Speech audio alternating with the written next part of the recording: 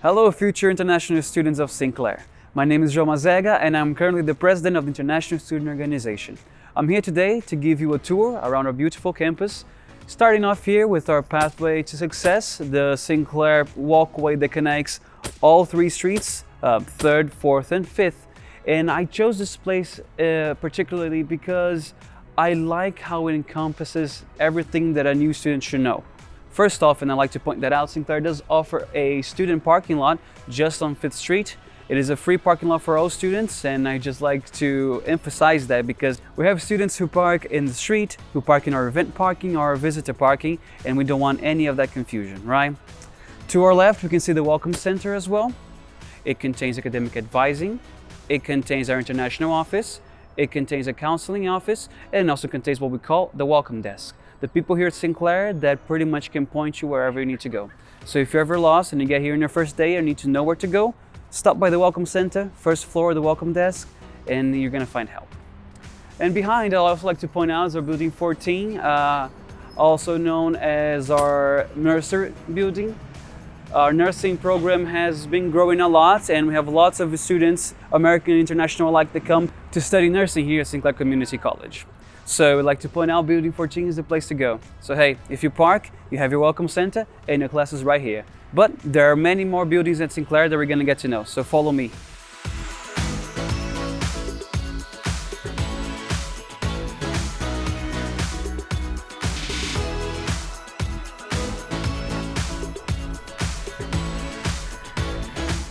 I think it's important to know that Sinclair is a big campus. It is localized here in downtown Dayton, but still, we have a total of 18 buildings currently. If you ever are lost, you can find one of these maps. They have maps on the pillars outside around campus and also inside. So if you're ever lost and you need to know where to go, these things can help you out. As you can see, we have a circle of the main buildings that have the classes take place. Building 10, as I mentioned, Building 14 as well, but as you can see, we have some buildings far off, such as 13, 19, and 20, all the way on the other side of the river. But let's start with our main focus here, which is the center, as I like to call the circle. And we're just gonna go down the left and we're gonna see what's there.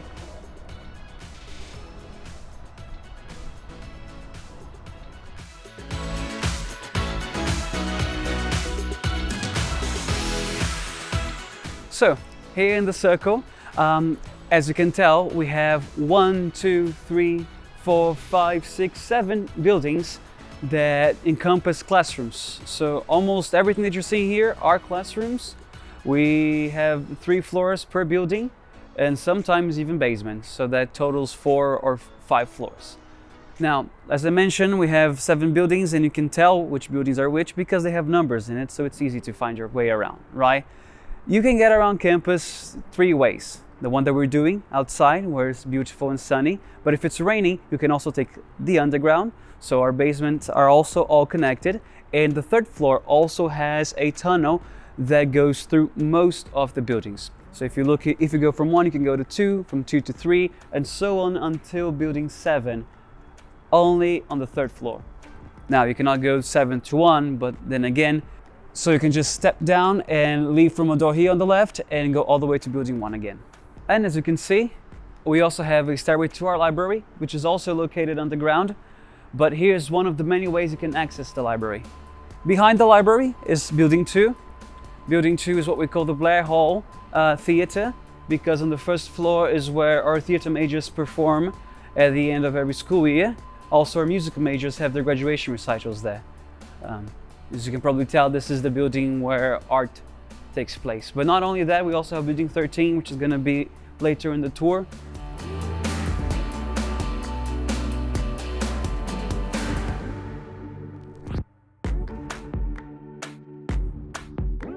So, as we're here outside, if you take a look back, we can find a Tartar Marketplace. That is the place where students go to eat or buy their food, or sometimes they bring from home. We also have microwaves where they can heat it up. Yeah, and to your right, so we have a bus stop. We have a few bus stops actually around campus. Usually there are international students that come here without a driver's license. And meanwhile, while the process to get one doesn't conclude, the students can take buses to get here to campus. right? So we have a bus stop here, we have a bus stop also back where we started our tour.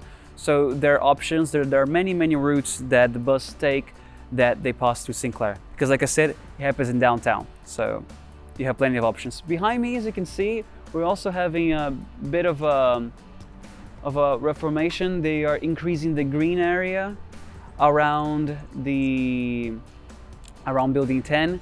So right now everything is closed, unfortunately. But hopefully by the time that you're here, we're open and running.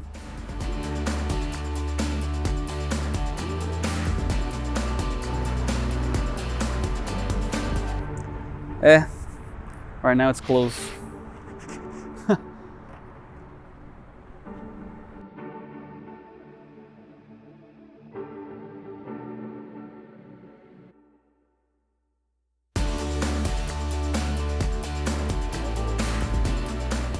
Right, so after going around all the reconstruction, we are finally in front of Building 12. Building 12 is an important building to Sinclair.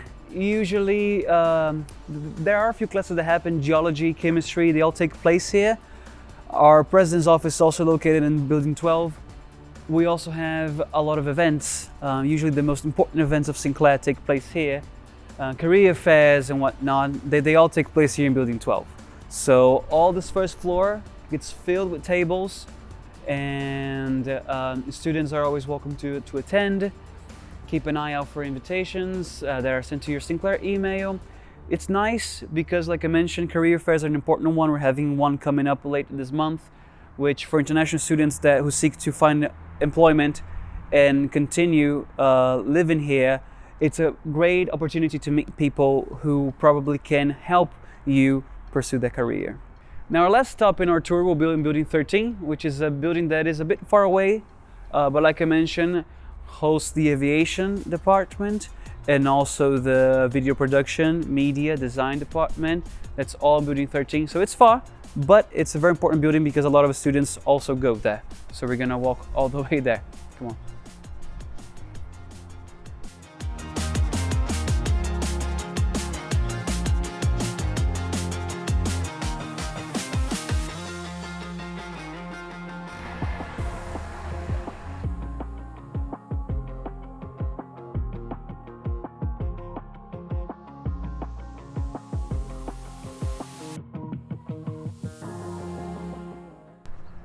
Now we don't want to get caught jaywalking, right? Because here in the United States, especially Dayton, is actually enforced. So students, and I always advise this in our tour guides, because a lot of students are accustomed to just, if there are no cars coming, why bother waiting?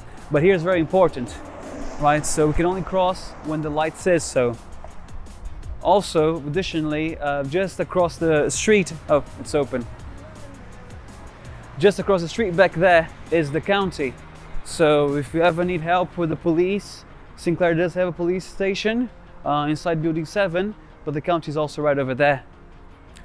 You may have also seen in our tour some blue lampposts. These are our emergency lampposts. There's a button there that if you press will contact the police directly, and you can call them from these posts. So if you're ever in a dire emergency, which let's hope you're not, but if you ever are, that's the quickest way to get a hold of the police.